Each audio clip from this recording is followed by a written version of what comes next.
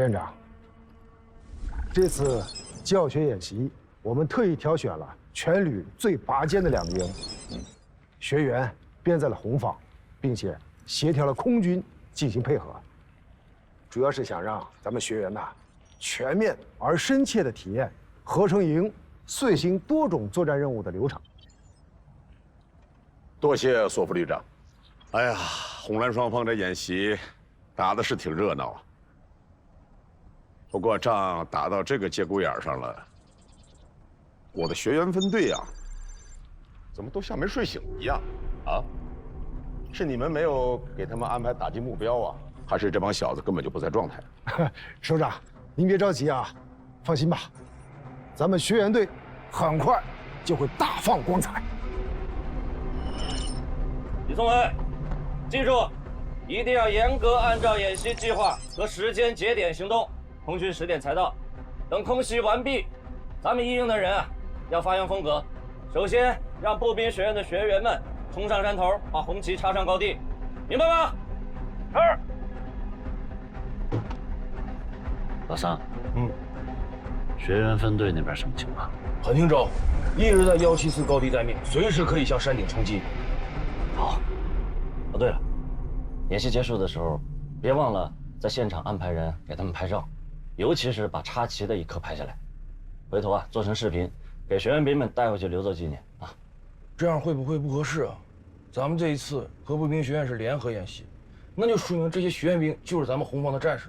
如果一直让人家在后面跟着咱们跑龙套，到最后人家不会有意见吧？有什么意见？那最后的高光时刻不全留给他们了吗？还能有什么意见啊？再说了，正因为是联合训练，那万一磕着碰着，算谁的？算你的还是算我的？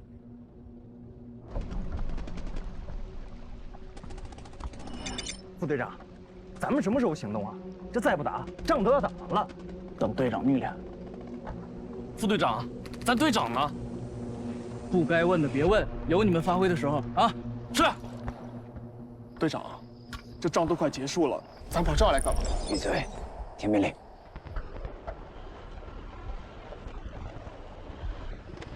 准备行动。队长，这是导演部的车。有什么话，我遵命令。行动。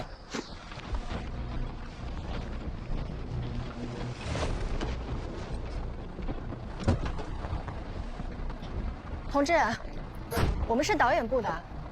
找的就是导演部。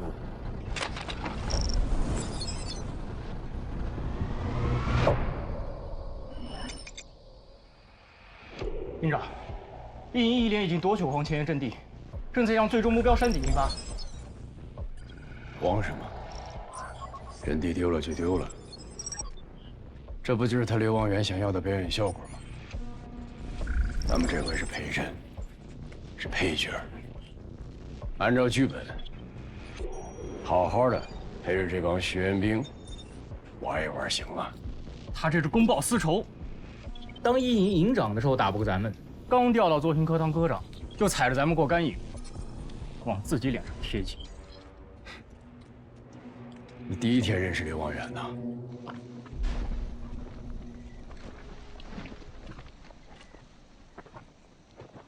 受累啊！把人给我看好了。是。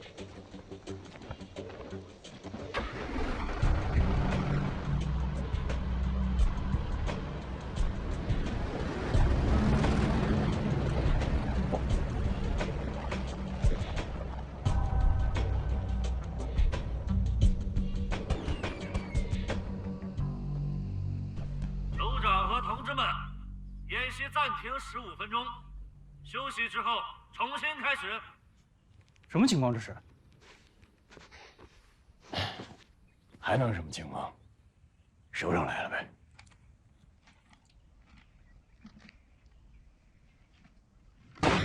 连长，又怎么了？指挥所命令，休息15分钟。一会儿集体听指挥，喊口号。不是，照他刘望远这意思，要是真上了战场，也有中场休息呗。就你明白是吧？行，连长，俺就想知道，让咱们武装侦察班扛旗冲锋，这是谁出的馊主意啊？这是对咱们侦察兵的侮辱啊！行了，你就别抱怨了。人家刘科长说了，一会儿让你带着学员兵去收割胜利的果实。这人家主动伸着脖子让咱们砍，赢了有什么意思啊？让人说，要仗都这么打，还不如回家种地来的实在呢。哎，班长，话不能这么说，回家种地屈才，咱得给刘望远当演员，是不是？哎，饶命！饶命！饶命！班长脚下留情，都知道您这金右脚当年踢出过连长来的，这要是给我踢题干了，怪不好意思。那你就再给你多补几脚。去。哎呀，陈院长，不好意思，不好意思。梁副军长，开完会之后，马不停蹄赶过来，你看，结果还是晚了。你看，你我之间就不必那么客套了吧？哎呀，你是个大院长，到我们一线来，平常我是求之不得的啊。说不客套，说不客套，还是免不了俗。坐。王军长知道你的脾气，没有派别人，由我全程陪同你，行不行？啊、这样好，咱们老伙计又是老同学啊，这样也容易交流。哎，现在什么情况？怎么休战了？报告，师长，我怕您错过最精彩的部分，所以特意让演习暂停了15分钟。左监，你开什么玩笑啊？打仗还能暂停啊？严重违规，知道吗？是。陈院长是步兵指挥的专家，你真是丢人丢到姥姥家去了。是首长，下次一定改正。陈院长，您别见怪啊。理解理解，接下来那就该怎么演习就怎么演习，只是别让我的学员分队闲着就行。是。同志们，我们营在革命征途当中战无不胜，攻克了一个又一个的堡垒，战胜了一个又一个的强敌，奔赴新征途的壮阔前路。我们有没有信心？营长，这刘望远在干嘛呀？首长来了，他不得表现表现，要不然还是他刘望远吗？营长，反正都是输了，既然首长来了，咱们好歹挣扎一点吧，不能死得那么难看。横竖都是个数，挣扎个什么劲呢？报告营长，导演部来人了，让他进来。是。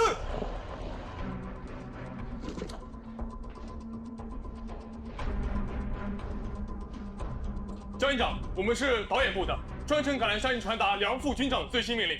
请讲。咱们这么干行吗？这可是违反纪律的。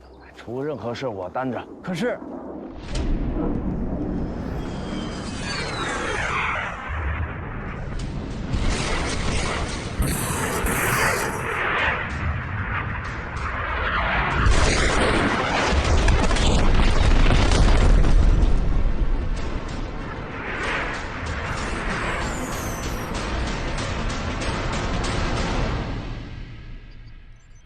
经判定，红方打击无效，蓝方战损为0。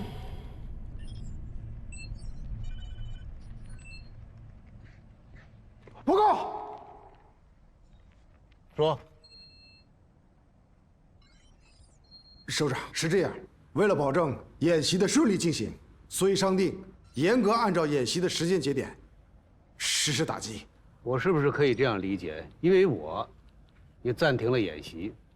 但是空军还是按约定的时间进场，来轰炸，炸的都是空地儿，看见了吗？都是空地儿，搞了这么大一场乌龙，对吗？应该是这样的。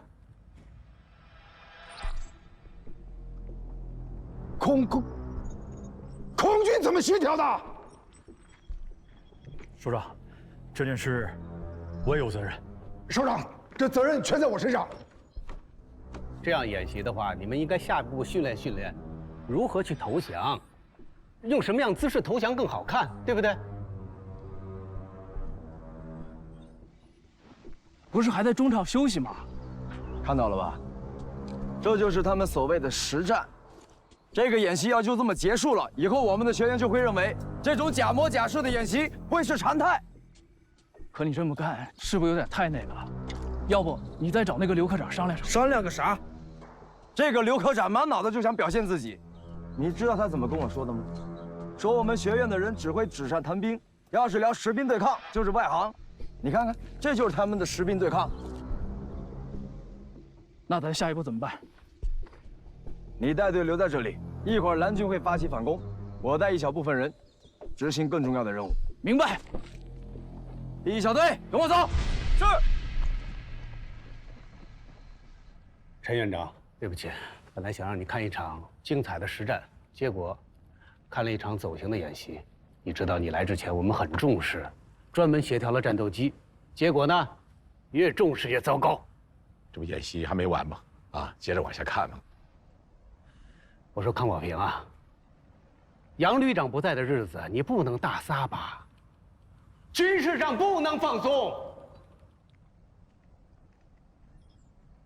胡闹！陈院长，走，出去透口气。等一下，刘文首长，蓝军开始反击了。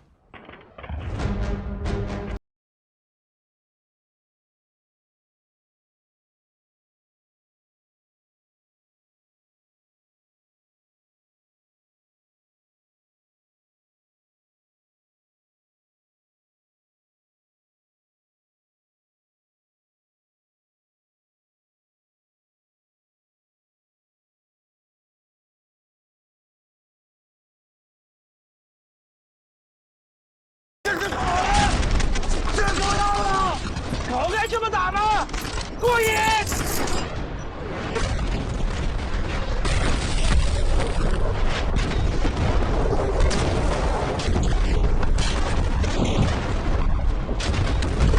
江振强是疯了吧？他这是破坏演习规矩啊！江振强，收到回话。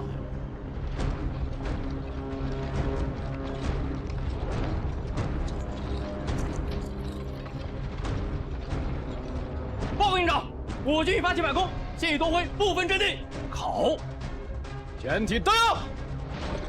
梁副军长下达指令，要我们拿出真正实力，认真打。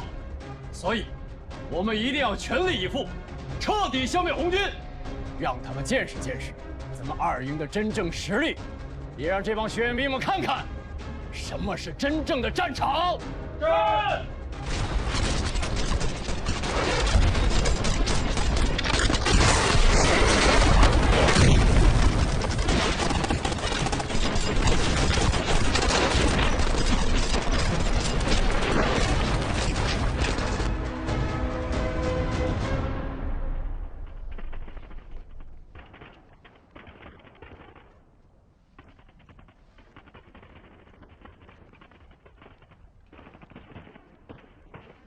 左江，到。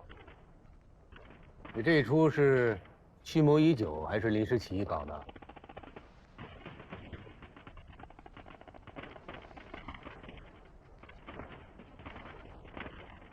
打得不错。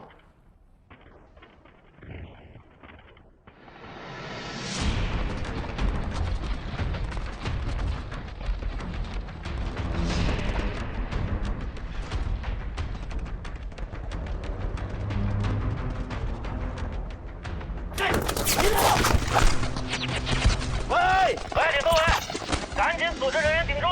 不行啊，蓝军搞偷袭，一点准备都没有，顶不住了！怎么会？尽量顶！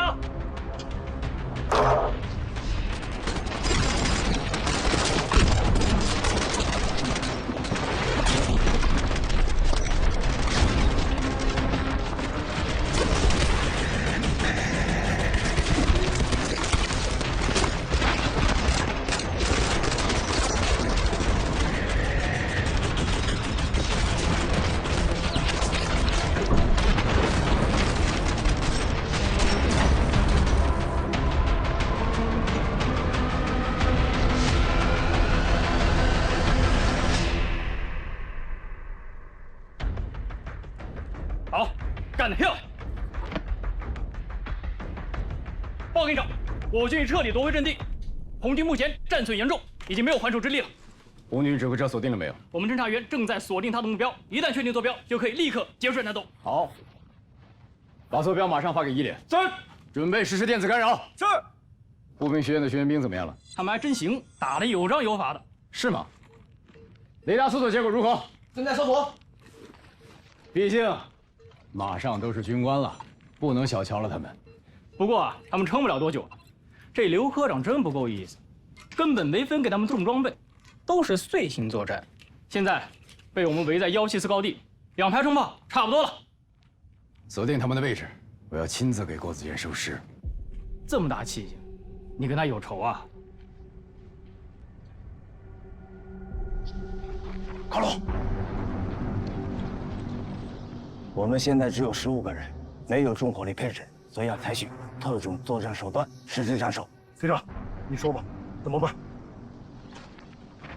这个地方是蓝军指挥员的帐篷，第1、第2组负责清理周边感受，第3组负责爆破破坏其车辆和通讯设备，并吸引敌方火力，第4、第5组随我直接接敌作战，一定要把蓝军指挥员逼出老巢。刘总，到！你迅速占领制高点，伺机斩首。没问题。可他们要是一直躲在里面不出来，不会的，有我在，他肯定会露面。家伙带了吧？放心吧，都带着啊。时间紧迫，出发！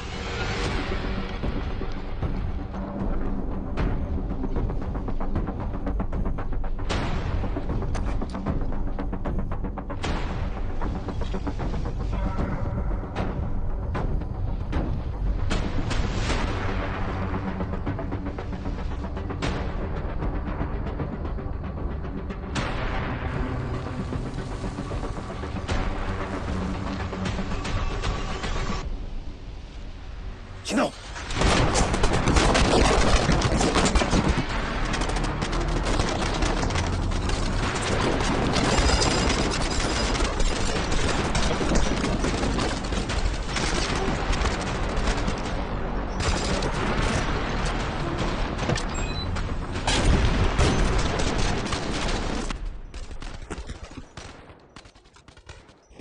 营长，是步兵学院的学员。正手找不着他们，自己搜什么人？搜索郭子健的位置。是。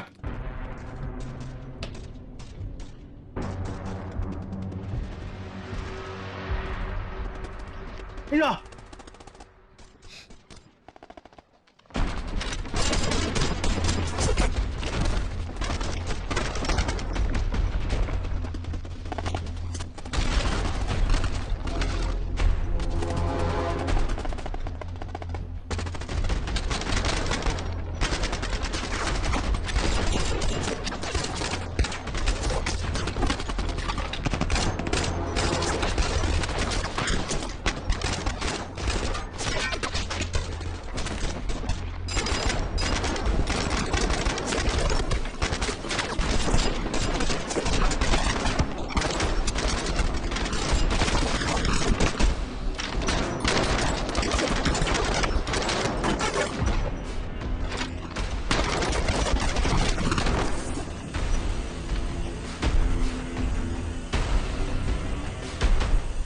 郭子健带着几个学员兵就想斩首我江胜强是吗？太高看自己了吧！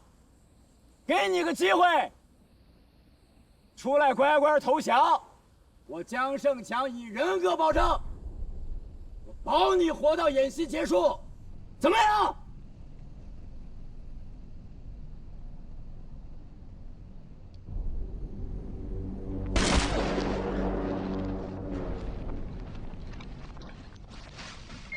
狙击手已清除。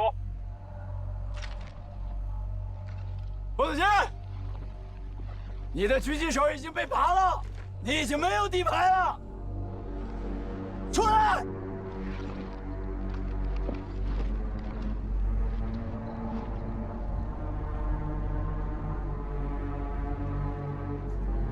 谁说我的底牌没有了？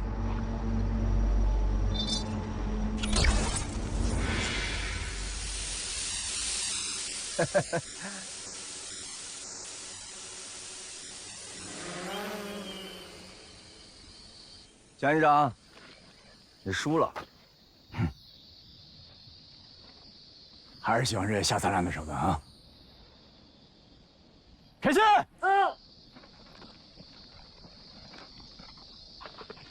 单挑，正好把之前的账算一算。行啊，那就陪你玩玩。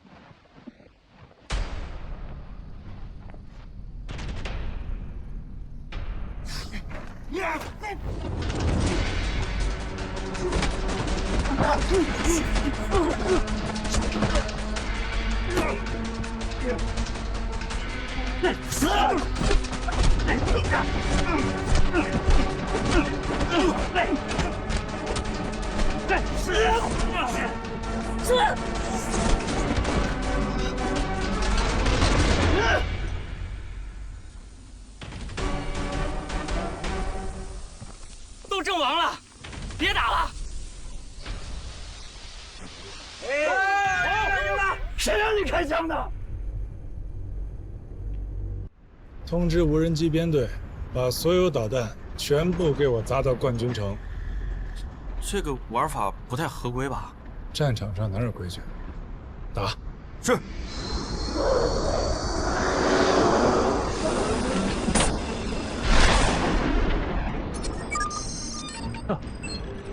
这个蓝军打疯了，真的要把冠军城全部炸掉。是啊，这个吴大洲啊，还真是有点魄力。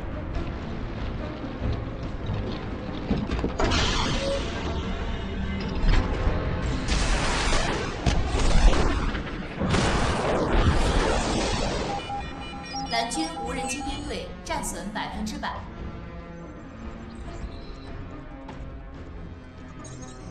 真没想到啊，这个郭子健，居然还是一位将才。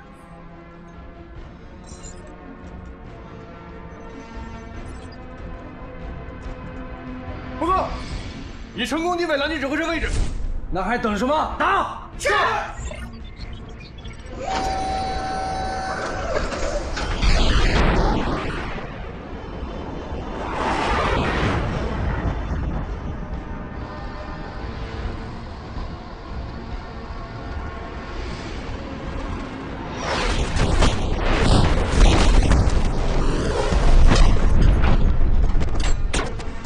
怎么回事？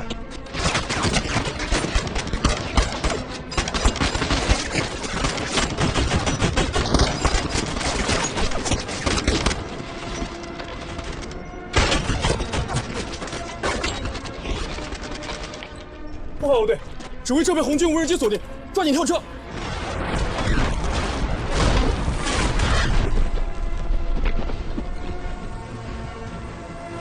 想抓俘虏，你倒是换把枪啊！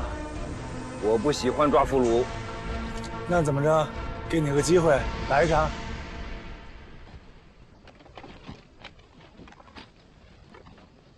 来。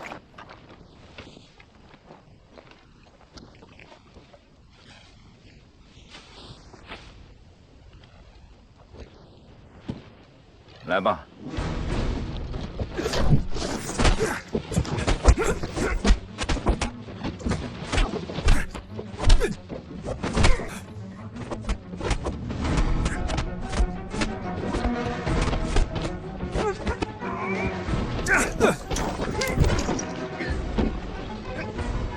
行了，不打了，我赢不了你，你也很难赢我。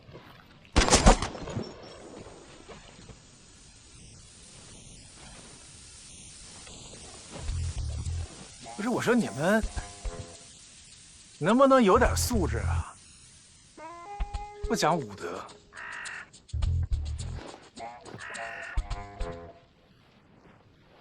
哎，你个保障队队长，整天笑嘻嘻的，下手挺狠的，你等着啊！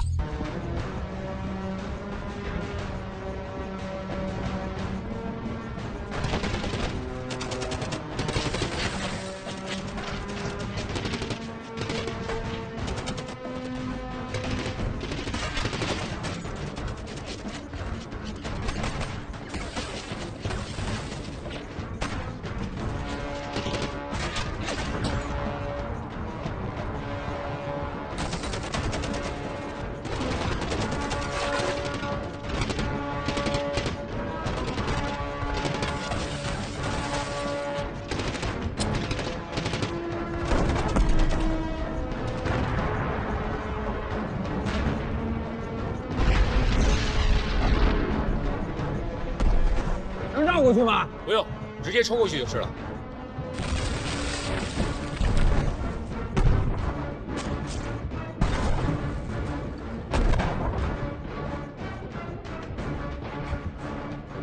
哇，好啊，马参谋长，有点意思啊。是吗？就是战场在局限了，装备火力用不上啊。城市作战是未来战争的主要形式，尤其是陆军的作战形态。这里的各个街区和楼宇间的攻守对抗、楼房结构、院落布局、地下盘管、商铺住宅的临时运用、城市狙击作战的新战法研究，这些都是现代和未来战争经常遇到的课题。我们的训练呢，就是针对未来战场而设计的。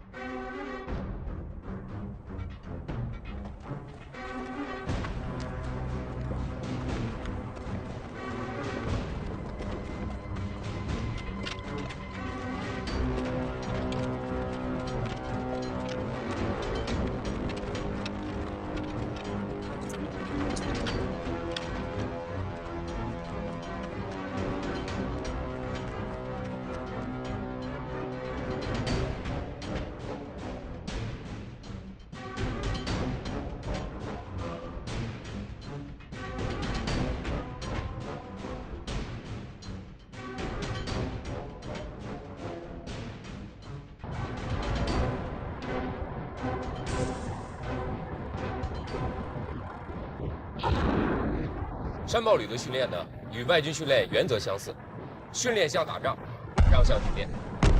说什么？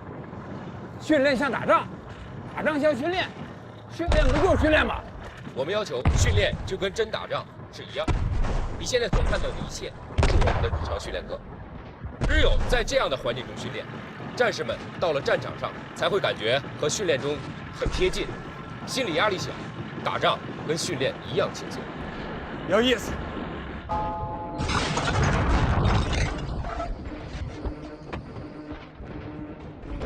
队长，一边跑。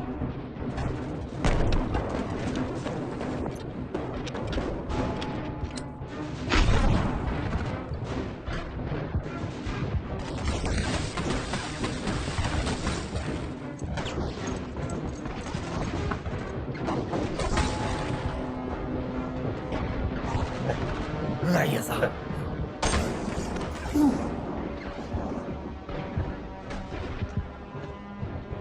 王队长，走，走。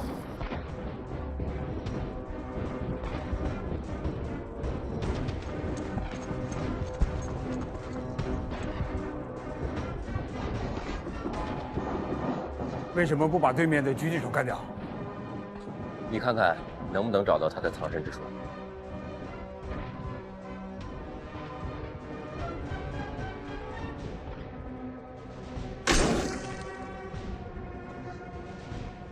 这就是城市战的复杂性和残酷性。城市战的伤亡率是非常高的。有点意思啊。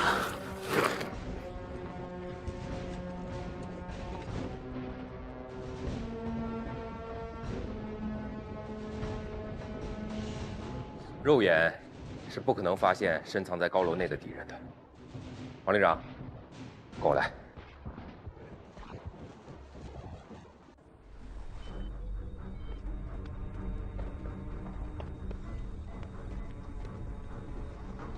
王连长，你看，这个就是我们通过无人机和卫星系统的热成像技术，对整个楼房进行多方位扫描。你看。这个光点呢，就是刚才这名狙击手，他现在正在向上层移动。怎么才能消灭他呢？现在还消灭不了他，因为他现在呢，至少与我们之间隔了2层墙壁的距离。只有等他再次靠近我们这面的狙击点时，人和枪才会暴露在最少防护的地方。这个时候，我们才有机会去锁定他。哦，厉害啊！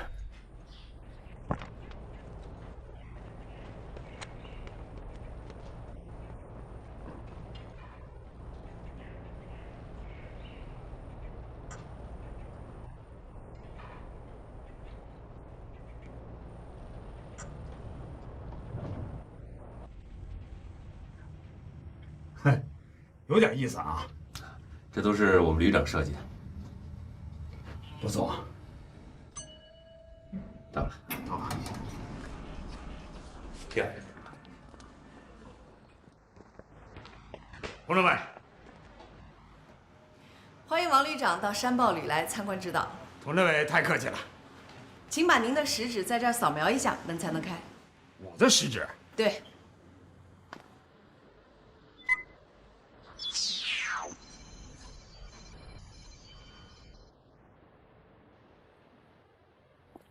哎，这里怎么会有我的照片信息？我从来没有在你们这输入任何信息啊！我们的信息侦查中心已经通过别的途径把您的身份信息采集到了。请进吧。好。王旅长，我们曾经是对手，知己知彼是赢得战争的首要任务。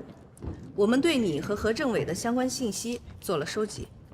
要不然你也进不了这座指挥中心。怎么，我的血压都测出来了？是，你现在的血压有些偏高，可能是刚经过城市战训练场时有些紧张。好多年没有经历这些了，真是又激动又兴奋，还紧张啊！这就是我们的指挥中心。韩旅长。好，韩旅长，王旅长。没想到你的指挥所是这个样子。哦，这个呀是全数字化的指挥中心。每天的训练情况可以在这里实时看到。来，您看看。好。郝参谋长，给王旅长介绍一下咱们全数字化指挥所的情况。是，在这里，可以对全旅各兵种、各专业和不同岗位进行自动考评，各班排和单兵个人也可以从网络系统回放复盘，查看自己当天的训练情况，总结训练中出现的问题。这套指挥训练系统比以往传统的训练方法能提高200%的效果。能提高这么多呢？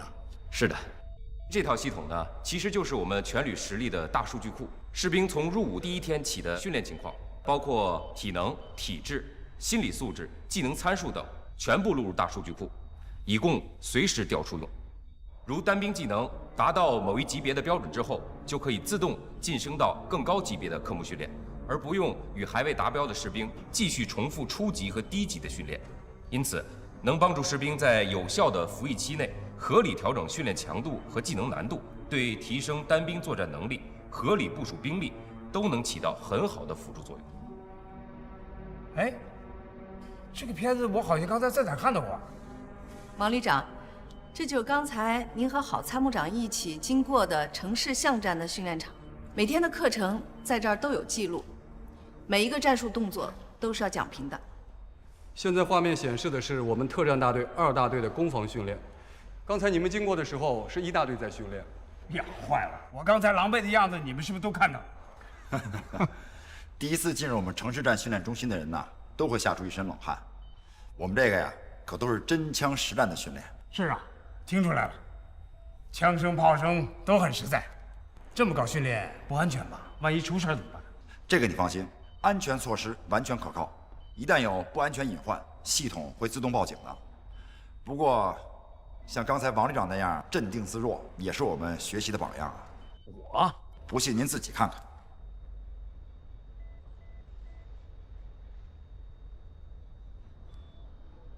像个战场的样子。你能如此淡定自若，确实值得佩服。我是上过战场，达兹维反击战的时候，我们是第一批冲上敌人阵地的。第一次上战场遇到的第一个敌人，不是对手，恰恰是我自己的恐惧。一旦战胜了恐惧，也就掌握了战场的主动权。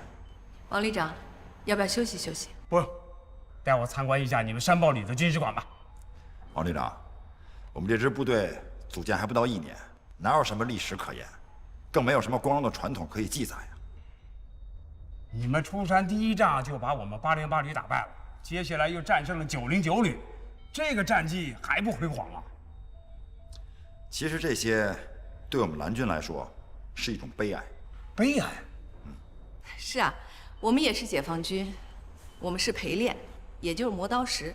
陪练的任务就是让我们的战友提高战斗力，好去战胜真正的敌人。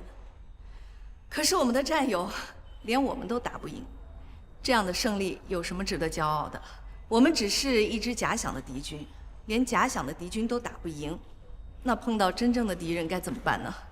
你说的有道理，是值得悲哀，是我的悲哀，是王可争的悲哀。所以我们也没有什么荣誉可言，也不用建立什么荣誉室、军事馆。那你们怎么搞传统教育啊？我们在网上建立了一个虚拟的军事馆。虚拟军事馆，这我还第一次听说啊！能不能给我介绍介绍？你看，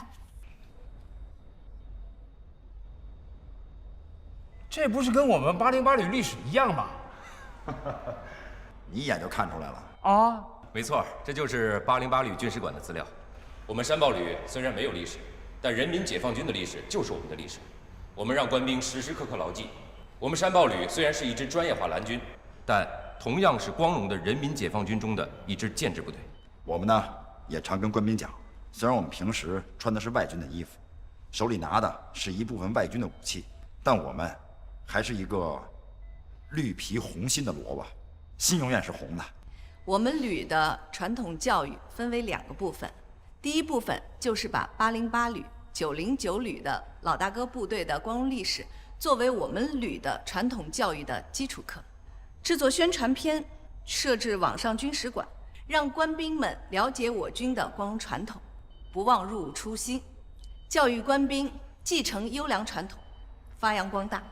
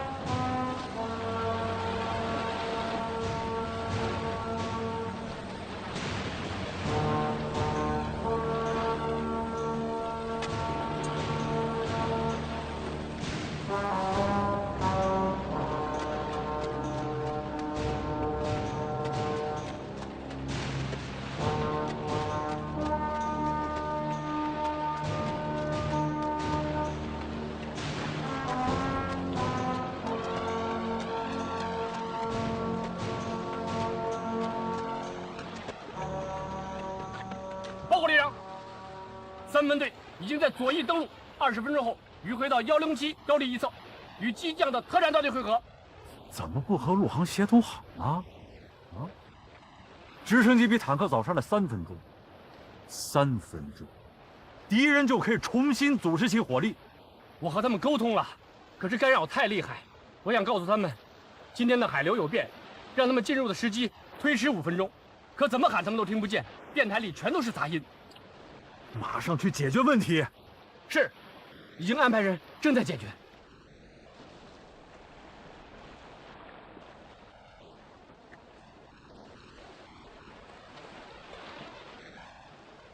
旅长，有一个爆炸性的新闻，你知道吗？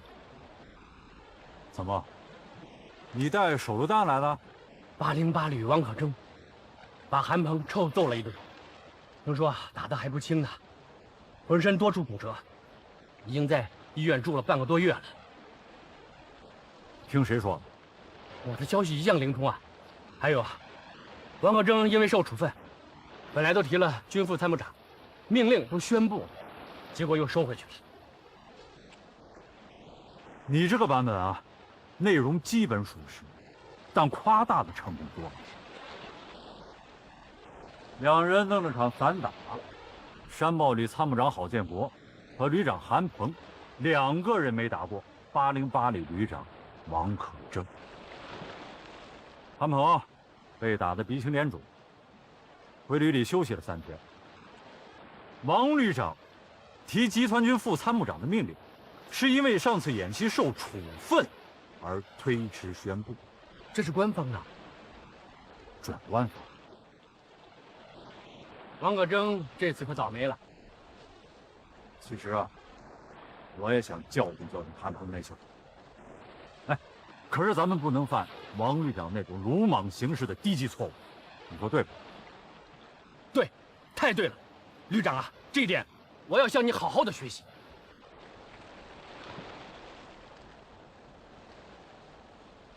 学什么？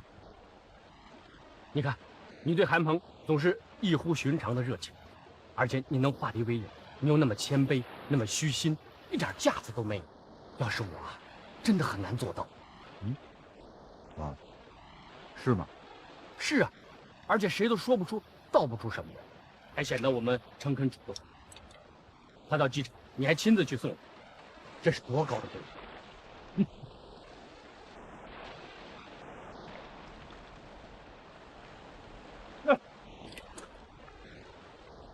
纵拐，纵拐！训练结束后，把部队直接带回。小梁子，到。把旅长的吊钩带上。是。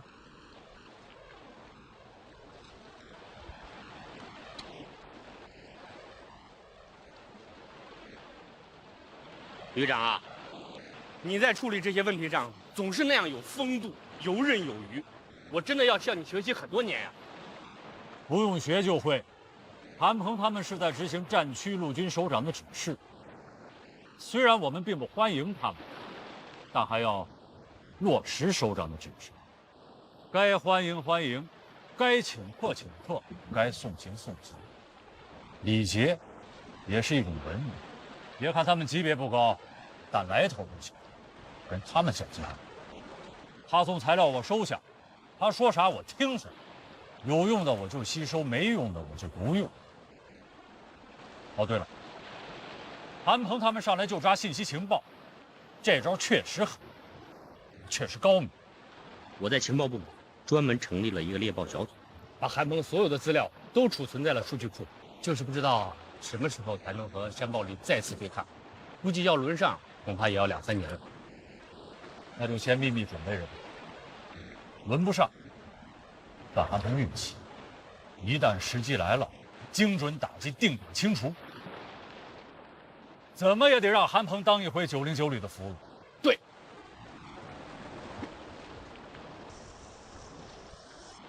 俘虏来了，俘虏来了。别急，很有可能是条大鱼。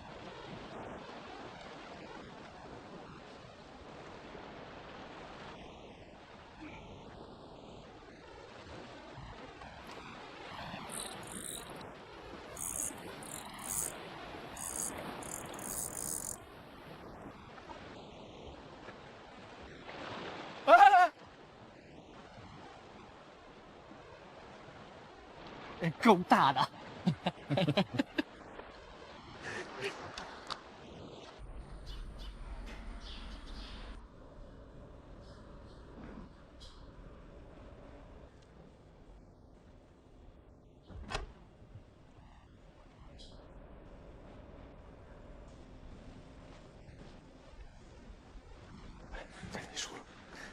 旅长不让动，从昨天晚上到现在，旅长还没吃饭呢。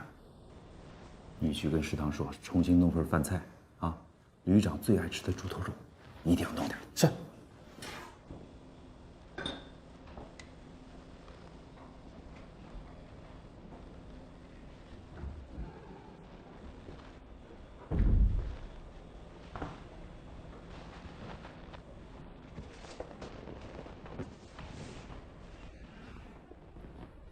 政委，你来的正好。你不来呀，我还要找你去。找我干啥呀？政委，我想让你来救我。你说胡话呢吧？我前天来找你，你不开门，说什么我要看资料，不能打扰，现在又让我来救你，你知道吗？我掉深渊里去了，政委，真的。哎呦，你赶紧去洗个脸吧，整利索点啊！我跟你说正事。去呀！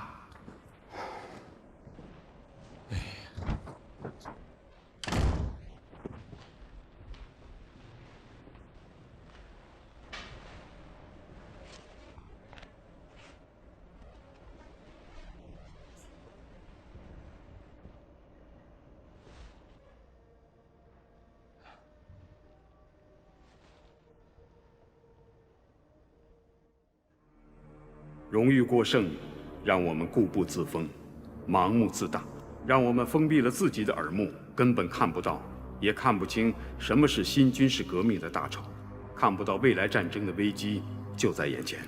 这次失败败得好，没有这次失败，我也许还在继续堕落。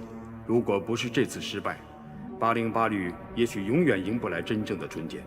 我自己掉进了深渊几年，又把部队也带进了这个深渊。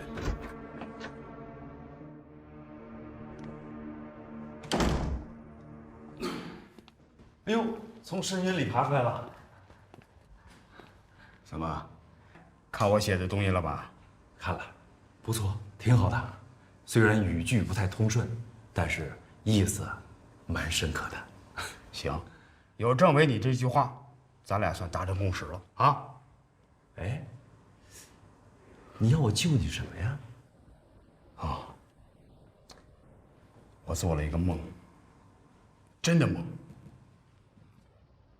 当时我在队攻上535高地，正高兴着呢，韩鹏走过来说：“你也不往身后看一看。”我当时看了一下，没想到535高地上有一个大的天坑，看不到底。韩鹏过来说：“不让你上来，你非得上来。”说完，啪的推我一下，我掉坑里了。越掉越深，怎么掉都掉不到底呀！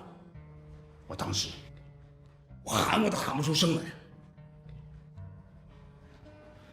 醒了以后，就写了这篇文章。没写完，都是些支离破碎的想法，我怕回头给忘了，就先写下来。但我想起了你说的那句话。我说什么了？观念。要是观念变了，好多看法就变了。怎么变的？我觉得我有点恬不知耻了。不至于吧？真的，我现在都不知道什么是耻辱了。所以，我有一个想法。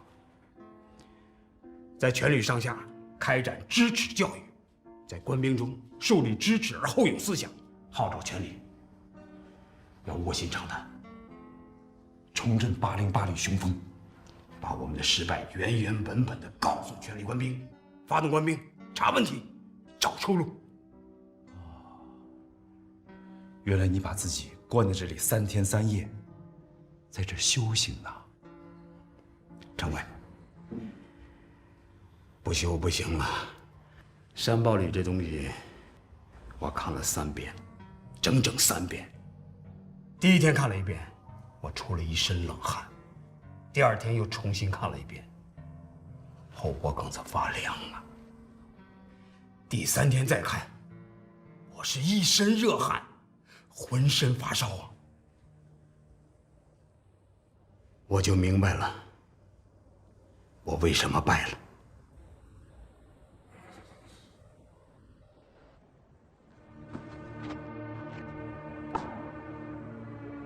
同志们，旅党委经过认真研究决定，在808旅全旅上下开展一次深刻的知耻教育，目的很明确，就是要让全体官兵从今天起时刻保持清醒的头脑，从今天起勇敢地甩掉我们身上的优越感和荣誉包袱，以耻为鉴，奋发进取，不怕耻，认识耻，化耻辱为动力，知耻而后勇。今天，在我们的军史馆里，举行808旅有史以来第1块记录耻辱的铭记碑——知耻碑的揭幕仪式，就是要给全体官兵，尤其是干部们敲响警钟。808旅如果再不思进取，再不跟上时代的步伐，再不站到训练改革的前沿，808旅就会像这次演习失败一样，被时代的大潮掀翻、沉没。旅长提议要把这块碑放在我们的军史馆内，和我们旅取得的荣誉放在一起，并希望由此能够成为808旅的一个规矩，让史实成为一面镜子，而不是一道光环。希望全体官兵能有一颗平常心，做到宠辱不惊，既能正确对待成绩，也能正确对待挫折和失败。下面，请旅长为知耻碑揭幕。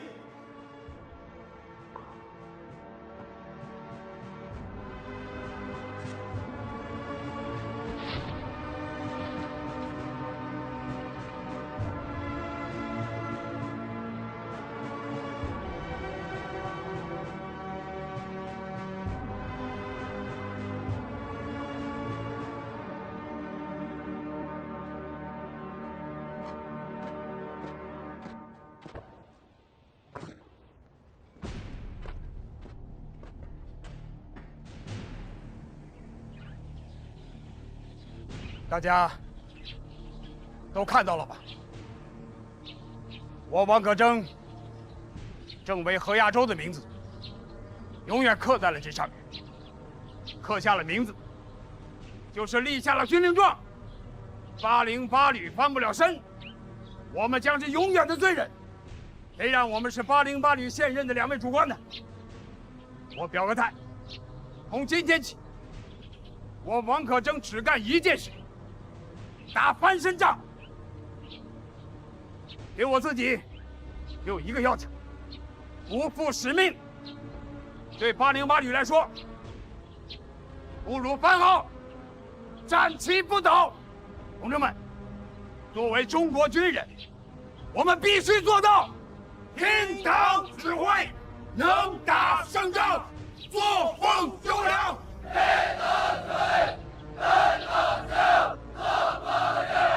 从今往后，一切要以战场为背景，一切要以战时为标准，一切要以打赢为目的。我还要求你们，从今天起，1年之内，808旅不再发布一条有关成绩、表彰、立功受奖的消息。我们的行动口号是：知耻后勇，卧薪尝胆。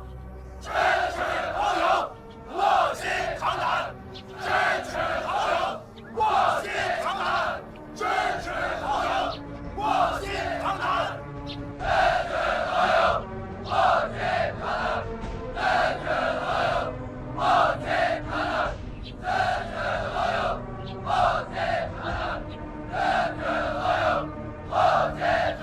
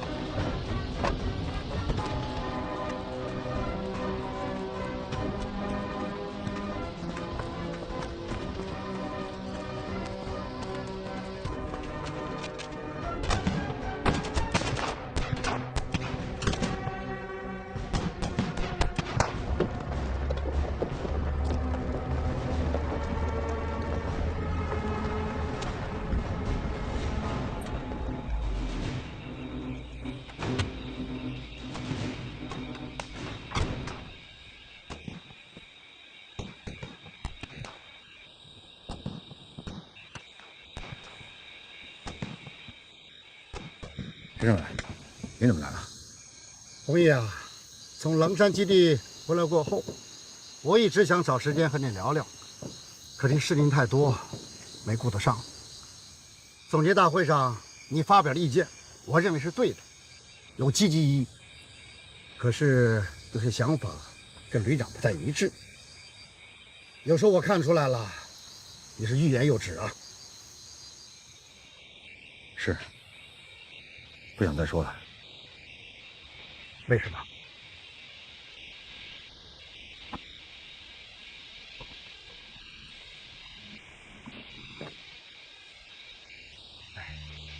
说了也是白说，他得罪人，工作上没改进，我和他的矛盾反倒加大了。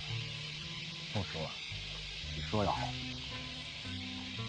红毅啊，你是对楚旅长个人有意见呢，还是对旅里的工作安排、工作思路、思想作风、生活保障方面有意见呢？主要是对旅长个人有看法，因为旅长的态度和言行直接影响着全旅。我对他的意见，也是对旅里工作的意见。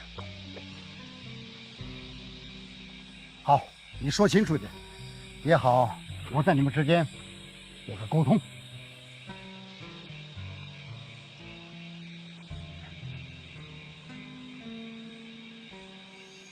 我觉得根本不懂现代战争的规律和策略，又不愿意听别人的建议。我带着特战大队在狼山潜伏了6天7夜呀，最后呢，把特种兵当成一般步兵来使。那特种兵特种作战的优长，我怎么发挥出来？你可能是误解楚旅长，他对整个战法只有通盘考虑。他认为你们特战大队潜伏悬殊太大，所以才等到炮弹到位、摩步营布置到位，再发起总攻。如果没有炮火准备、炮火攻击，你们上去了也站不住脚。这不还是他那老一套的传统战术吗？先炮火轰击，再步兵冲山头，看上去挺热闹，可实际效果怎么样呢？这套东西解放战争就在用，教科书上也都有。哦，光你们知道，人家蓝军不知道啊！1500公里，费了9牛2虎之力把炮船拉上去，原指望他们可以彻底摧毁蓝军的前沿攻势。可最终呢，10分钟不到啊，让人家给灭得干干净净。说这个不来气，你呀，消消气，你说的也有一定的道理。咱们的网络通信被人家控制着，把炮兵阵地设在33洞高地，这个情报几天前蓝军就知道了，也不马上变更，硬往上拉。蓝军的电子侦察、直升机空中侦察、太空的卫星侦察，早就把朱团长他们盯得死死的了，能不被人吃掉吗？红毅啊，也许旅长考虑的没那么周全。是啊，他这方面考虑的可能不太周全，可他摆样子演给首长看，考虑的可是10分周全啊。说白了，这不就是拿演习当演戏吗？特种兵作战的原则就是近距离避敌，我们都已经潜伏在敌人的鼻子底下了，却让我们像步兵一样去冲锋，这完全违反了作战原则嘛。如果把炮团的2个营分别设置在另外2个相距较远的地方，如果摩步一营能跟着大部队一起出来，如果电子对抗营能先一步主动出击，首先对蓝军实施电磁覆盖，数字指挥方舱，跟着指挥所行动，而不是跟着装甲团坐火车。如果这样，2个摩步营同时对535阵地发起正面攻击，我的特战大队再从侧面和后方发起突然袭击和偷袭，我敢说，909旅绝对不是今天这种局面。红毅啊，旅长也很后悔这件事情啊，以后不要再提了啊！你不提，我也不提，大家都不提，都当和事佬，这叫总结吗？上来就定调子，3七开，谁还敢讲话？好，你所说的这些，我会说服旅长的。红毅啊，你后边还有什么打算？有什么想法？我想转业。你说什么？我一直主张，我军不能等到敌人打进国门才知道敌人是什么样子，要让我们的部队知道，未来战争原来是这种样子，是这种打法。偏执。现代战争天天发生，没吃过猪肉，还没看到过猪跑呢。呆猪，近年来，地球上虽然出现了海湾战争、911恐怖战争，也叫袭击，但我习惯称战争。伊拉克战争、阿富汗战争和近期的利比亚战争、叙利亚危机等等，当代战事的确让我们看到现代战争进程和发展趋势。但我们毕竟都是局外人，我们看到的大多是电视画面，我们得到的战况和情报，绝大多数是过滤后的残渣，或是硝烟过后已成废铁的几门马后炮。不要指望从网上淘到战争主导者们的核心机密，因为中国当代军人亲临战场者极少，战场的残酷、战争的突发性和战局的不确定性，荒唐的皮卡战争，让皮卡车成了战场之神。谁会想到，都会使中国军人遭遇战事，开战的第一时间将会陷入极度陌生、紧张、恐惧和大脑空白。只有在经历过失误和大量人员伤亡、财务损失后，才会找到还手的机会和反击的方向。中国是爱好和平的国家，有着5000年文明的礼仪之邦，加之我们有雄厚的经济实力和强大的军队，相信只要我们不主动挑起战事，战争不会无缘无故的发生。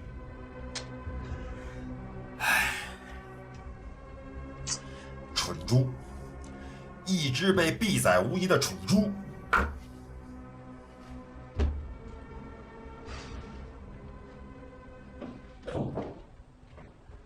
陈参谋长，还没下班呢？你们也是还没回家吗？啊，我刚刚看完决战2017演习总结报告，看来这2个单位啊出动很大呀。是啊，808和909旅，他们总结的也很认真。虽然是2个单位的认识程度不同，但是只要是发现了问题，改进了方向，那我们就值得肯定。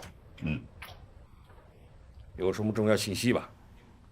让我回避一下。哎，司令员，不是什么隐私，我正在跟一位网友啊讨论一些军事变革的话题，这家伙急了就骂人，但有时候骂的也是一针见血。是吗？来，你往这坐。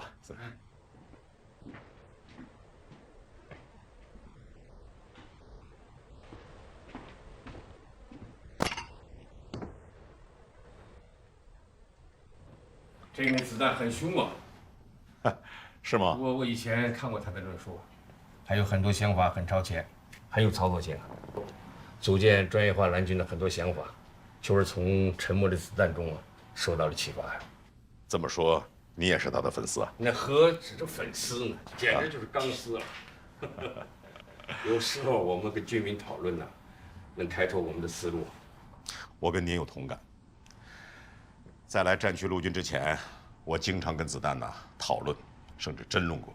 组建山豹旅的一些构思，就是在跟子弹的交锋中产生的。没想到在第1战区陆军实现了。那这么说，你就是那个胡小刀光了？你这不是挑衅，胜似挑衅的。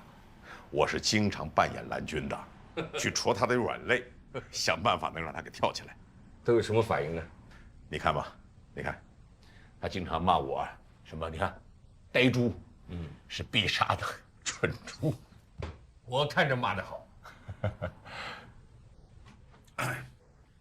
蠢猪，你听着，像你这样饱食终日者，就是案板上的肉，等着任人宰割了，根本没有资格到军事论坛来探头探脑，说3道4，滚回猪圈去吧！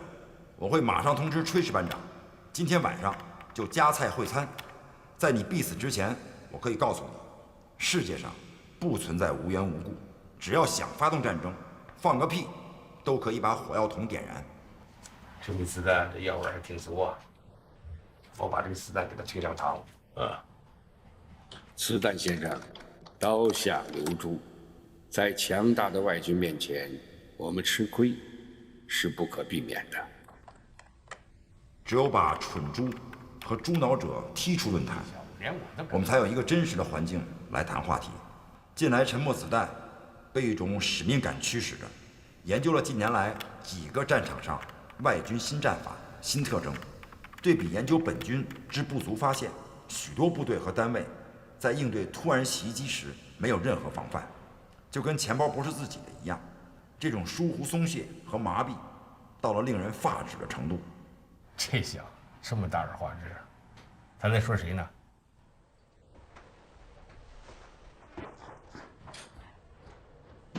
哎，这是什么意思啊？怎么不接招啊？人家不跟你玩了呗。这叫什么病啊？这，他经常这样，投下一颗手榴弹就离开了，具体炸到谁他从来不管。但不知道什么时候呢，又冒出来打2枪，接着又是不见踪影了。网络世界啊，一个小卒如果用到位的话，他可以推翻一个元帅，这不是不可能的。司令，行，这小子厉害啊！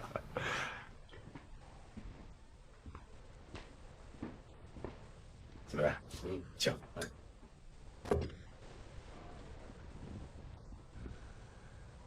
这一点有点像韩鹏。让我更没有想到的是王可争啊，听说他立了一块支持碑，把这次演习失败的败绩刻在了碑上，放在他们的军事馆里，引起了不小的争议。哦，这事我没听说呀，你怎么认为？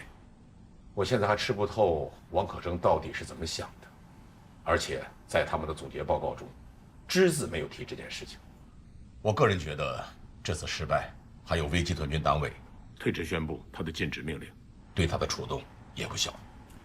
王可争这个人呢，光明磊落，敢顶撞，也敢壮士断腕。他要想通的事儿，啥事都好说。他只要是想不通了，那也是个难办的主。不过有一点儿，君子去侠以博才，壮士断腕以全志的意思。这有什么争议？有人说他这么做是往808旅的光荣历史上抹黑，放在军事馆里是对荣誉的玷污，是对先烈的亵渎。还有人说这是王可争个人在作秀，希望上级首长能够出面，让他把石头给搬出去。王可争如果把这个秀能做到底，那也行。我们谁也不要出面，我们要是出面，反而那是作秀，有点小题大做的意思。这808旅他本身就是老虎屁股摸不得，他现在不是要自我修炼吗？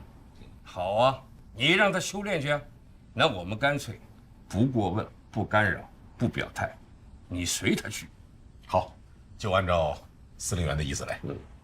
啊，对了，参谋长，近期有些事情啊，还得引起我们注意啊。您指哪方面？最近呢，军委检查组来咱们战区巡视，其中就发现了我们战区陆军呢所属部队存在了一些问题，其中啊最突出的是安全防范意识薄弱，尤其是日常守卫管理方面存在着漏洞，这一点不能不引起我们重视啊。您看可否由山豹旅啊发起一次警钟行动，给这些单位啊敲敲警钟？从贴近实战角度来讲啊，应该搞一下。你光靠下个通知下去，往往它是不会引起重视的。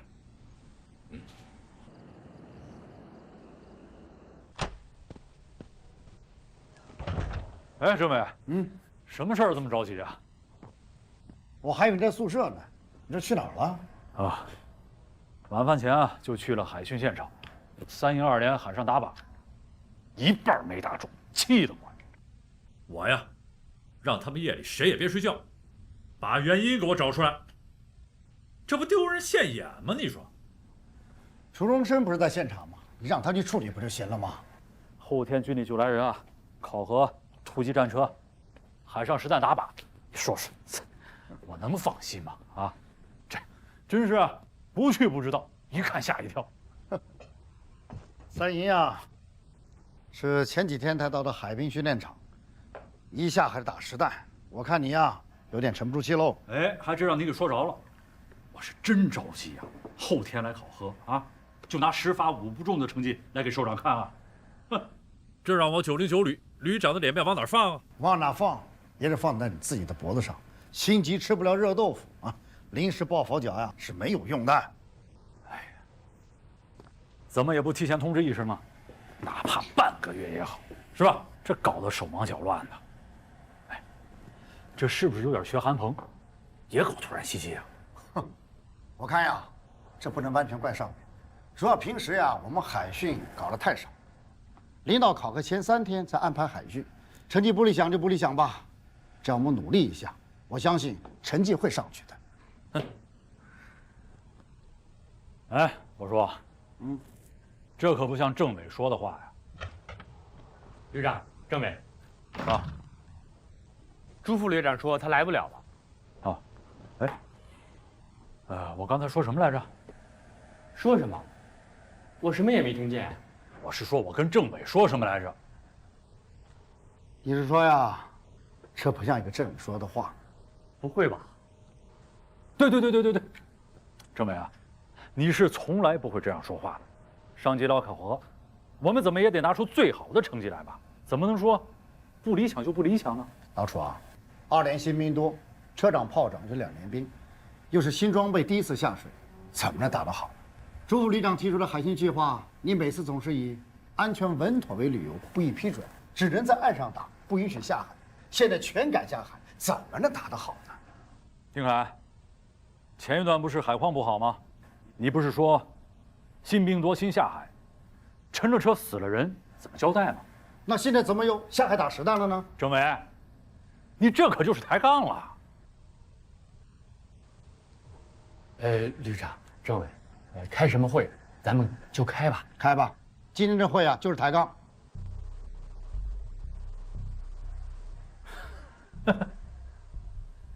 怎么了，徐小村？吃错药了吧？老楚，你怎么说话呢？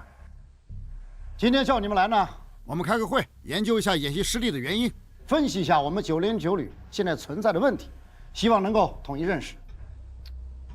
干嘛非要安排在晚上呢？啊，你可真是的！我睡不着。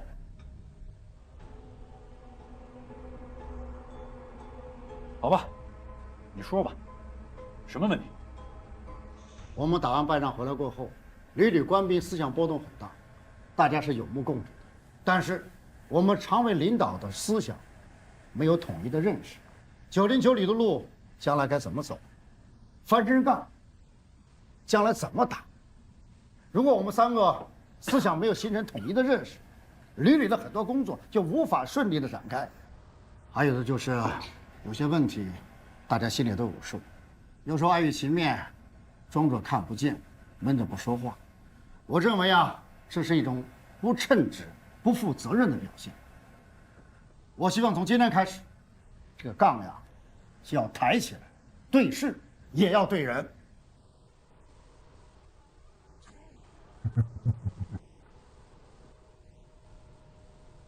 哎呀，这是怎么了，政委？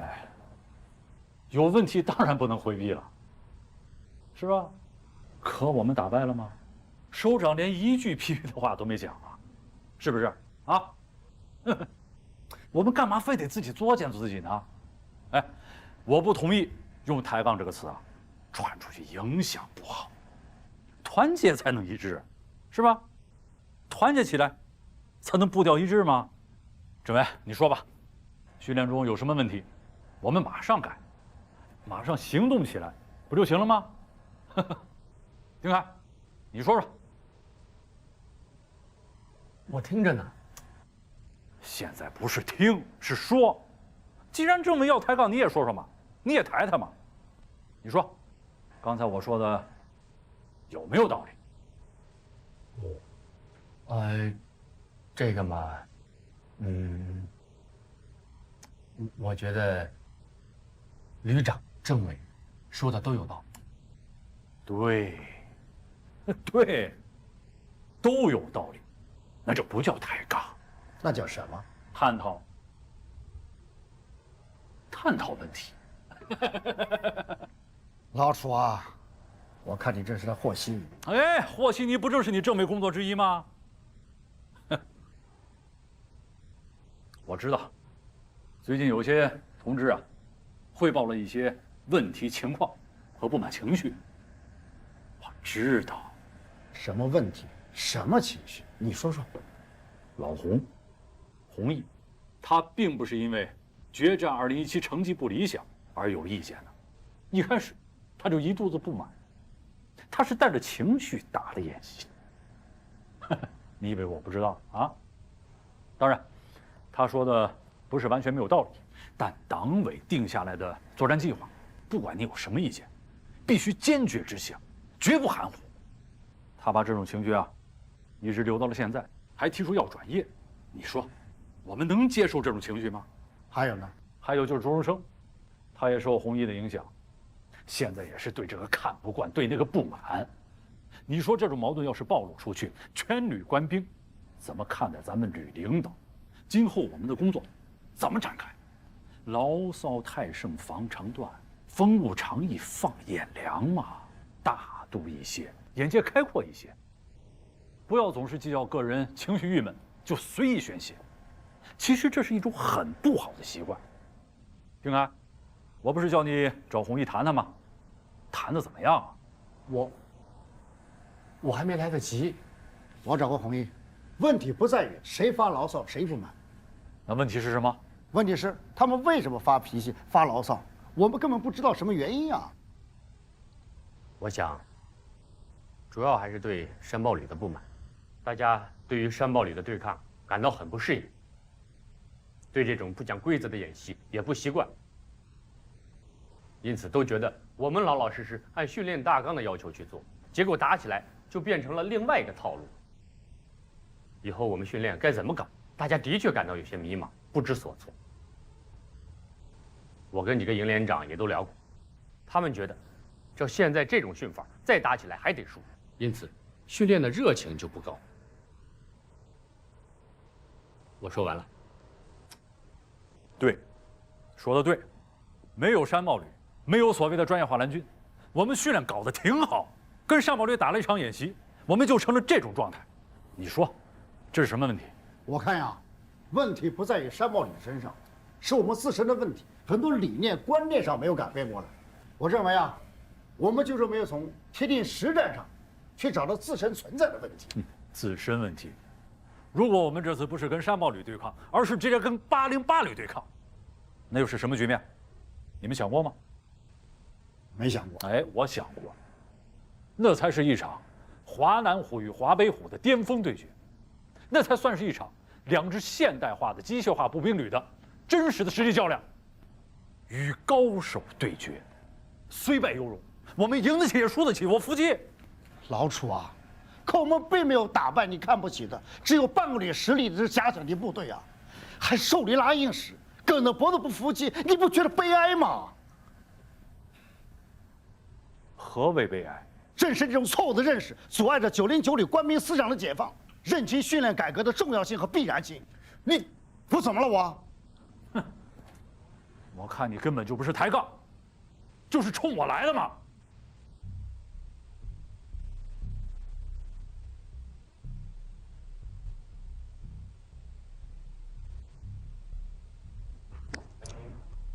我保留我的意见。如果是我的责任，我绝不推卸；是我的错误，我会写出检查。但909旅绝不是你们想象的那样病入膏肓、不可救药。我会为909旅的荣誉，坚持我自己的观点。走了。旅长，这么晚了，上哪儿去？二营海军现场。我们是散会的。旅长，我还有话要说，先听我说完，好吧？来，坐到这儿，坐到这儿，来。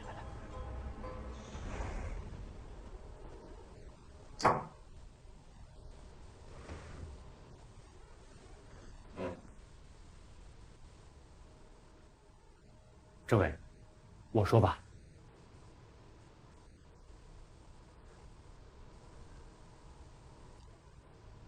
我是参谋长，训练工作是我主抓的，训练上的问题，责任在我，我要检讨。前段，洪毅和朱荣生都跟我谈过，他们想搞训练役改革的想法，两人也都拿出过一些新的、具体的训练计划和方案。我是看了，但觉得还不是十分妥当，有些地方存在不安全因素，退回去让他们再改改。我想，等成熟了再上报旅党委。我觉得，是我没有把这项工作抓紧落实，这跟旅长没关系。你报不报，我都知道，不是你的责任。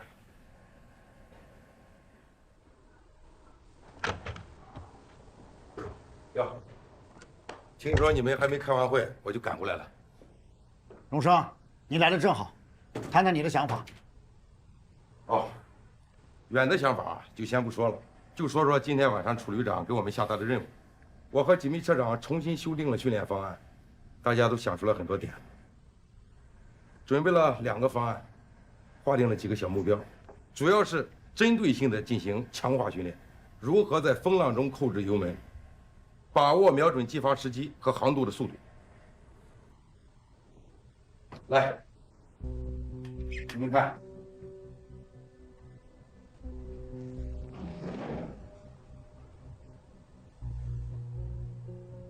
第一个方案，第一组在沙滩上练习，撤不下来，对海上漂浮的灯标进行瞄准射击，主要是射手们训练。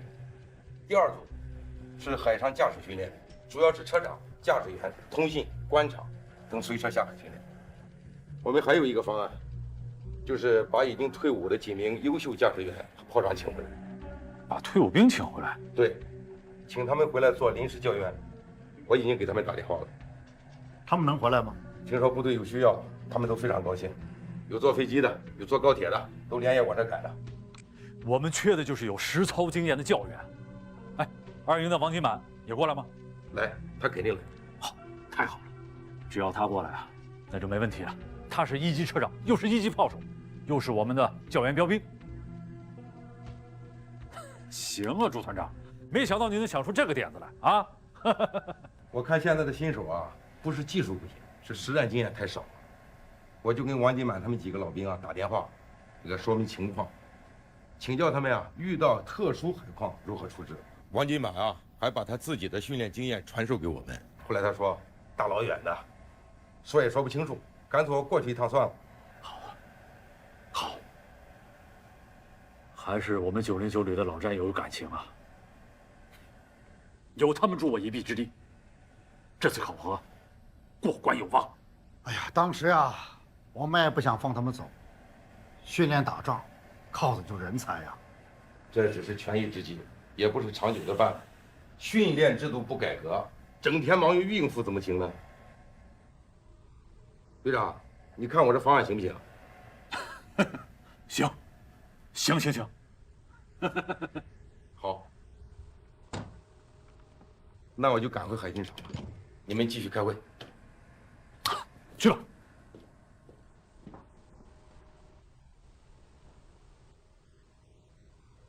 队长、政委、参谋长，有句话，我说出来不知道合适不合适。荣生啊，这是常委会，你是党委委员，有话说吧。我们必须放下架子，承认失败，不能再自欺欺人了。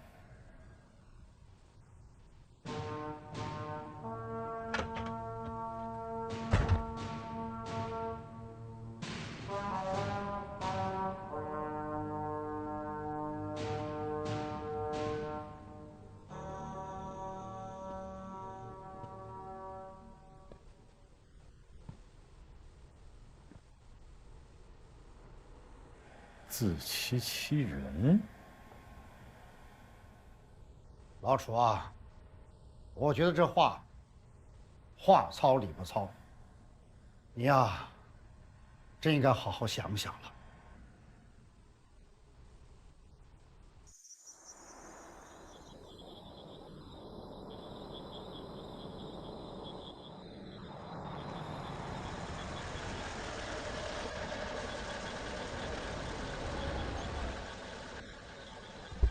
哎，叶兵，我跟你说啊，我是真的回不去，现在太忙了。爸那块啊，你就多去看看啊，他的脾气你也知道。行，我要开会了，我马上挂了啊。哎，人都到齐了吗？都到齐了，什么事儿那么着急啊？连夜开会。沈参谋长有新任务。什么任务？战区陆军呢要展开一次安全防范意识的大规模检查，让咱们呢配合安全形势教育，展开一次小规模的行动。哎，咱们进去再说吧。啊。谢兵给你打电话的吧？催你回去拍婚纱照呢。哪有时间呀？哪儿开会啊？会议室。好，起立。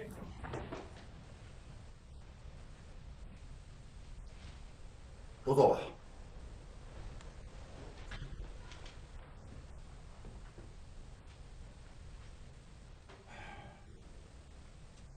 这首长是什么意图？我刚被沈参谋长叫去，你们几个先看看这个。这个呢，是最近保卫部门掌握的一些敌对势力对我军要害部门实施渗透的一些案件，还有童政委撰写的一份分析报告。你是说战区陆军部队安全管理漏洞分析？是啊，总之啊，我看完这些是吓出了一身的冷汗。我们有责任向这些单位通报，向首长反映，让他们抓紧整改。对啊，郝参谋长，你负责组织一下，柳珊珊、黄孝生，你们参加，尽快的制定出一份方案来。好，我组织这个作战方案责无旁贷，但这个写通报材料这个事儿，还是得政委领着搞啊。材料我都已经写好了，旅长让你们作战部门介入，就是想让你具体落实怎么通报，像这样的情况怎么反应效果更好啊？那能不能给我个尺度啊？这个我们做方案的时候也好有个标准嘛。你要什么尺度？不是，就尺度嘛。参谋长不好说吧？那还是我说吧。我理解郝参谋长的顾虑，就是我们这次行动呢，是下手狠一点，还是温柔一点？是动静大一点呢，还是点到为止？哎，知我者笑生也。下手轻了有效果吗？良药苦口。不然把任务下给我山豹旅干什么？至于动静大小，要看漏洞大小。比如有一些单位呢，半年防火墙都不更新，也不主动自查，像这些单位呢，就要下手狠一点，动静大一点，也好让他们尝到教训。还有一些单位虽然说不是什么要害部门，但是屡次提醒、警告，没什么反应。旅长，你看呢？我看下手温柔一点吧。你是说微集团军装备车辆厂？你说的温柔是怎么个温柔法？啊，我的意思就是点到为止嘛。还有就是外集团军的油料库，这次可是军委检查组来战区巡视的时候发现的几个突出的问题之一。这么说来头还不小啊。就算是点到为止，也得点在穴位上，而不是隔靴搔痒。知我者同非也。行了，本来应该是你布置任务的，你倒好，全都让别人拿方案，你当甩手掌柜的。目的是敲响警钟，关键是什么时候敲？关键是敲多响，关键是敲哪些单位，关键是需不需要我们陆航出动？啊，全都是关键词啊！我这么想的，用什么手段取决于对付什么单位，至于什么时候行动，要等郝参谋长出完方案，递交给沈参谋长之后，咱们再说。是。这个不管是未雨绸缪也好，忧患意识也好，风平浪静是训不出好水手的。既然上级交给我们山豹旅的任务就是促进部队战斗力提高，与其等待上级给我们制定演习计划，不如我们蓝军主动出击，去制造敌情，刺痛那些麻痹的神经。郝参谋长说的对，既然我们山豹旅已经出山了，等待不是我们的风格，主动出击才不负使命。从沈参谋长那里受领任务回来之后，韩鹏就带领山豹旅的骨干连夜策划了警钟行动的攻击计划，意图是在战区陆军部队范围内组织一次带防御敌对势力渗透为背景的检验性演习，而山豹旅择机对各单位安全漏洞发起攻击，目的是检验战区陆军各单位日常安全防范情况。没想到在战区陆军部队掀起了一场轩然大波。杨参谋，陆航旅最近飞新科目，我这3天基本都在陆航活动。山豹旅有材料报上来，你要第一时间通知我。什么方面的材料？警钟行动的具体任务和部署。好的。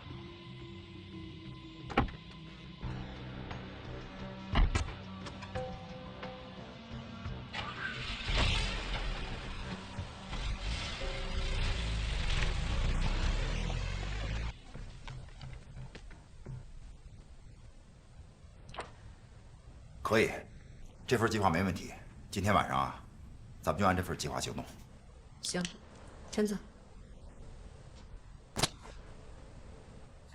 哎，我有一个想法啊，咱们这个行动计划可以先不用报上去吧？不报啊？今天晚上就行动了，你现在不报，你想什么时候报？我也没想好呢，明天报或者今天晚上再说。这可是军事行动，动兵动装备的，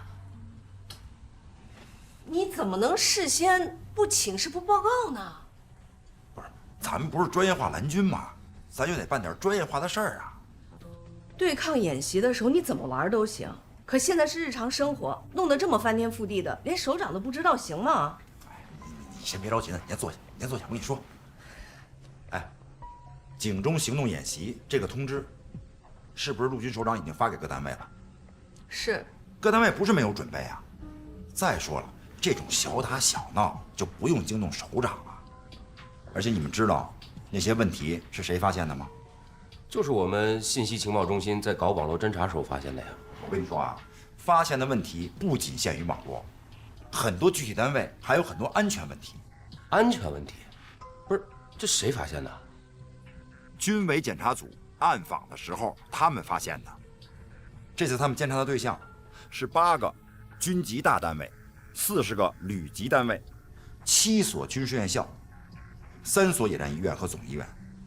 他们是瞪着眼睛查问题、揪短板。明白了。不过其实我们这个方案，动静并不大，也就10分钟就结束了。我们要想玩得漂亮、玩得有效果，就得突出它的突然性、偶然性还有突发性。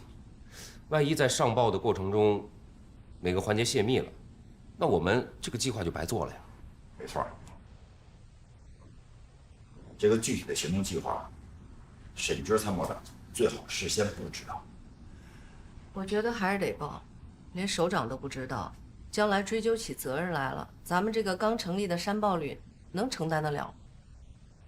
万一哪级首长火了，给我们告一状，说撤，咱就白折腾了。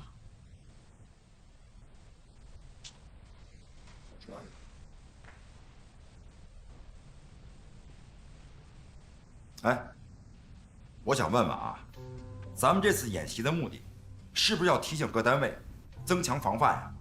对啊。那这些防范措施原本就应该是这些单位他们自己的事情，现在漏洞百出，那是因为他们自己的防范意识不强，不尽心尽责造成的。哎，我没有必要替他们巡逻，当这个看门狗吧？那咱们提醒他们采取措施，马上改进也是应该的。现在可不是学雷锋做好事的时候，咱们这次可不是提醒，咱们这次的行动演习的目的是要惊醒他们。今天咱们发现他们一个漏洞，咱们提醒他们一次，明天再发现一个漏洞，再提醒一次，那长期以往，他们就养成习惯了，以后会说，哎，什么事情有山豹旅呢，我们可以高枕无忧了。对，到时候首长再一问，这个漏洞谁查出来的？山豹旅，好，表扬山豹旅。那以后这种差事全落到我们旅身上了。万一再出现什么情况，那就怪我们没有及时提醒、及时发现。我觉得我们不能惯这种毛病。你这只是推测。哎，他这可不是推测啊，以前有过这种先例啊。这次我们主要做的不是提醒，而是惊醒。警钟行动嘛，就要给他们敲警钟，而且把这个警钟要敲响了，否则咱们等于没有完成战区陆军给咱的任务啊。那照你这么说，不报还对了。也不是对了，就是什么时候报，怎么报，上报的程序，咱们再好好商量商量。怎么，你想跟首长玩猫腻啊？不是，这个也不是猫腻，就是早报上去，有可能会走漏风声，一切就前功尽弃了。哎，没错。而且啊，这份计划，沈军参谋长事先不知道为好。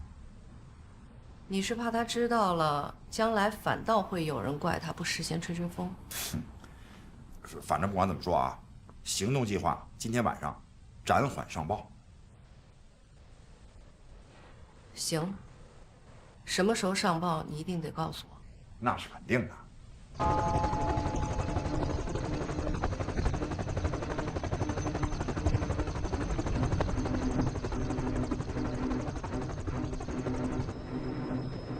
清晰度怎么样？很清楚，没问题。好，马上传给参谋长。是。洞洞3，只是洞1两，任务已经完成，没有发现异常，可以发起攻击。洞1两在侧翼掩护，洞13、洞14急降。目前大门有2名士兵在站岗，洞15控制哨兵从正门攻击。你慢。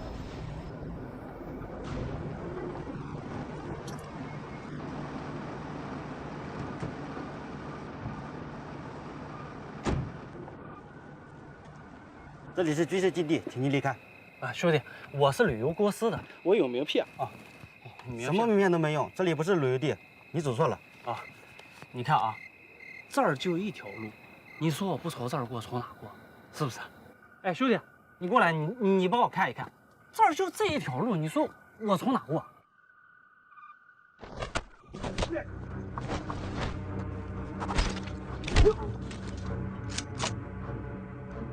没子弹啊！你到底是什么人？说出来怕吓死你。我们是山豹旅。洞115已空取地面。走吧，兄弟们。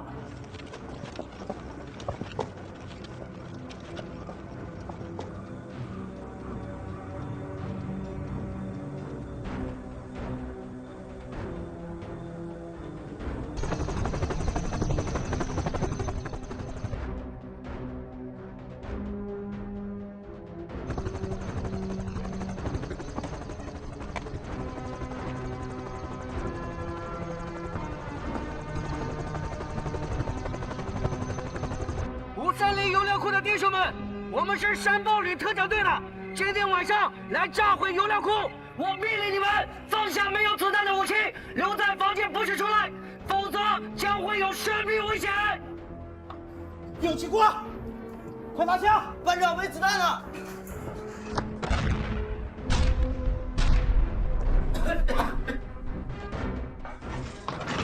快打电话！是班长。主任，仓库遭到袭击。是。不行，可能是暴徒。你为什么不早告诉我？我也是刚知道。不可能，你又忽悠我。怎么可能忽悠你呢？哎，往战区陆军送资料的孙参谋刚才来电话说这个沈参谋长呢根本就不在，联系不上，去陆航旅了。所以呢，我只能让警钟行动提前行动，否则的话咱们就暴露了。那不对啊，我还没签字呢。这点小事你不签字没事啊？我不签字不符合程序啊，万一出了什么事儿，我也可以顶了呀。能有多大雷呀？又不是几千万、几个亿，下回一定啊，好不好？怎么样？行动十分顺利，特战分队已经进入目标区。告诉郝参谋长，10分钟之内解决战斗。是。洞洞3 10分钟内结束战斗。明白。韩鹏，过来。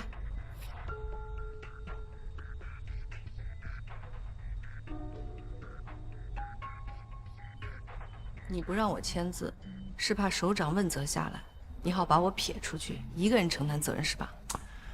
你是政委，想逃是逃不掉的。再说这事儿也没什么大不了的，你说是不是？你太不够意思了，和你在一起工作，我后悔终生。你看你这暴脾气。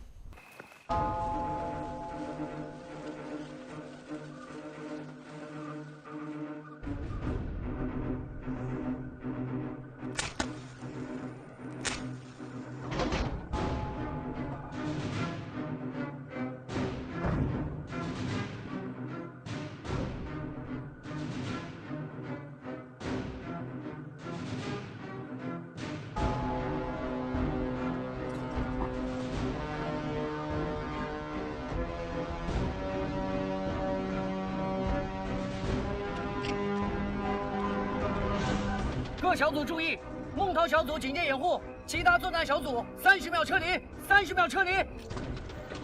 撤！抓紧时间，快，抓紧！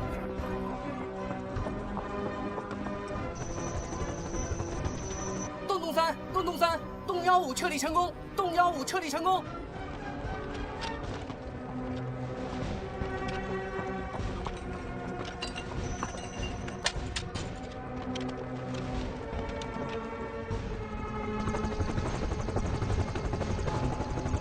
3小组准备完毕，可以撤离生活。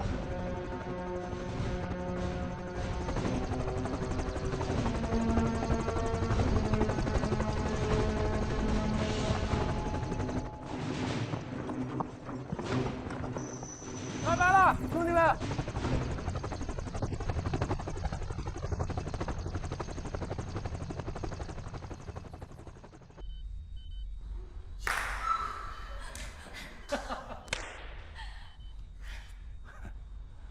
韩鹏啊，你这回可是玩大了。大吗？